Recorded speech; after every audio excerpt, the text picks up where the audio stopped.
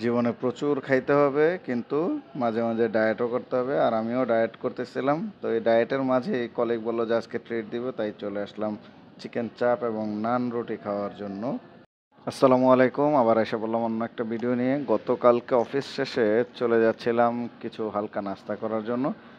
আর আজকের আসলে ট্রিটটা দিছিল হচ্ছে আমাদের এক অফিস কলিগ রাজু দাস চাঞ্চার। তো সে হঠাৎ করে আসলে বলল যে আজকে খাওয়াবে। অবশ্য হঠাৎ করে না, আমরা একটু গল্পগুজব করতেছিলাম অফিসে বসে একসাথে।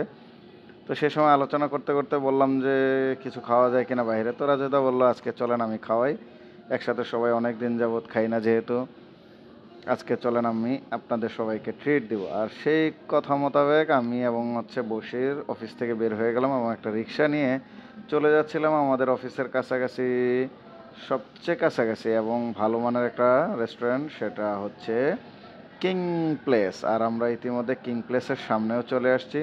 এই যে আমার ডান পাশে দেখতে পাচ্ছ যে কিং প্লেস, আগে যেটার নাম ছিল বি4, এখন এটার নাম চেঞ্জ করা হয়েছে কিং প্লেস। যদিও এখনও বিফোর ব্র্যাকেটে লেখা আছে। তো ওই যে ভিতরের অবস্থা দেখো, এদের ডেকোরেশনটা কিন্তু তোমাদেরকে বরাবরই আমি দেখাইছিলাম, খুব ভালোই, খারাপ না, মোটামুটি মানসম্মত। এবং এই এলাকাতে একটু প্রাইস রেঞ্জের মধ্যে খাবার টাবার এখানেই পাওয়া যায় এবং এখানে কিন্তু অনেক আইটেম পাওয়া যায়। তোমরা দেখতে পেতেছো লিস্টে প্রচুর আইটেম আছে এখানে, যদিও আমি আর এত আইটেম খাওয়ার আসলে সময় নেই বা সুযোগ হয় নাই।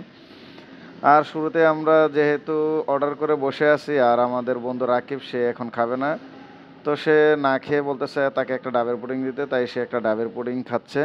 কিন্তু ঠান্ডা জনিত কারণে আমি ডাবের পুডিং খাইলাম না। এদিকে আমাদের বশির ভাইয়ের কিন্তু সেই লেভেলের ক্ষুধা লেগে গেছে, আর রাকিব ছবি তুলে স্টোরিতে দেওয়ার জন্য রেখে দিচ্ছে। তো আমাদের অর্ডার দেওয়া খাবার ইতিমধ্যে চলে আসছে। সালাদটা দিছে আমাদেরকে মোটামুটি এবং চাপগুলো দিছে চিকেন চাপ। চিকেন চাপের মোটামুটি মশলাগুলো দেখে মনে হচ্ছে একটু ভালোই আজকে, মানে অত তেল ভাইসা নাই এরকম কিছু না। বসিয়ে নিচে একটা কোয়ার্টার গ্রিল আর আমরা নিছি হচ্ছে চিকেন চাপ। তো সবাই খাওয়ার জন্য খুব অধীর আগ্রহে বসে আছে, কিন্তু আমাদের নান রুটি এখনও আসে নাই, সেজন্য আমরা আসলে খাইতে পারতেছিলাম না। আর নান রুটি চলে আসার সাথে সাথে রাজুদা একদম গপাত গপাত আর বসির খাওয়া শুরু করে দিছে, তাদের কোনো থামাথামি নেই। আর যেহেতু রাকিবের একটু আপাতত খাইতে অসুবিধা, অসুস্থজনিত কারণে সে এখন খাবে না, সে পার্সেল নিয়ে যাবে। তো সে আর খাচ্ছিল না, আমরাই মোটামুটি খাওয়া দাওয়া শুরু করে দিছিলাম, কারণ আমাদের তার ওয়েট করা যাবে না। বশির সাহেব টাটা বাই বাই দেয় কিন্তু সে কিন্তু খাচ্ছেই, সে কিন্তু যাচ্ছে না। আর এদিকে রাজুদা কিন্তু ধপাস ধপাস মোটামুটি গপত গপত খাচ্ছে, সে কিন্তু কোনো মিস দিচ্ছে না, একদম অস্থির লেভেলের খাদক। আমি ভাবি মনে হয় আমিই বেশি খাই, কিন্তু না, আমার চাইতেও বেশি মানুষ খাওয়ার আছে। অনেক মানুষ আছে যারা কিনা আমার থেকে অনেক বেশি খায়, কিন্তু আমি অত বেশি খাইতে পারি না এখন। এখন আমি একটু ডায়েট করি যেহেতু, তাই কম কম খাই। আর আজকের এই চাপটা আমার কাছে সবচেয়ে বেশি ভালো লাগছে। আমি এতদিন যা চাপ খাইছি চিকেন চাপ, তার থেকে আমার কাছে মনে হয়েছে এটা খুবই ভালো, কারণ এখানে ওরা গ্রেভিটা ইউজ করে সম্ভবত আচারের। কারণ নর্মালি যেখানে ইউজ করে মানুষ টমেটো সস, ওরা এখানে আচার মনে হয়েছে আমার কাছে, আচারটা ইউজ করছে অনেক বেশি।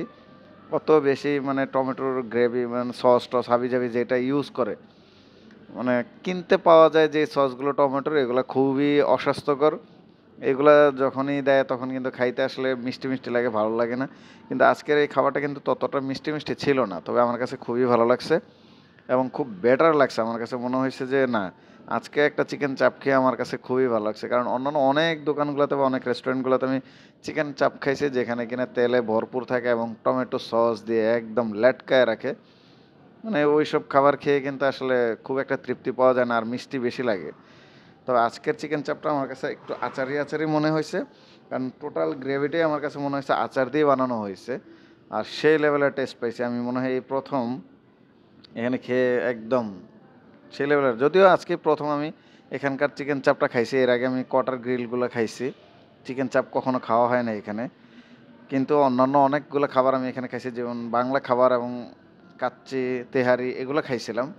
যদিও কাচ্চিটা পাইনি, আমরা একবার তেহারি খাইছিলাম, কিন্তু তেহারি খেয়ে যখন না পোষাইছিল তখন আমি আর এবং আমার বস আবার সাদা ভাত খাইছি, কারণ তেহারি খেয়ে আমাদের পোষাইছিল না, কারণ তেহারিটা খুব একটা টেস্টি ছিল না এখানকার। তাই আমরা আবার পরবর্তীতে মাছ মাংস দিয়ে ভাত খাইছিলাম এক সময়, মানে একসাথে খাইছিলাম, কিছু করার নাই যেহেতু আমাদের পেট ভরতেছিল না।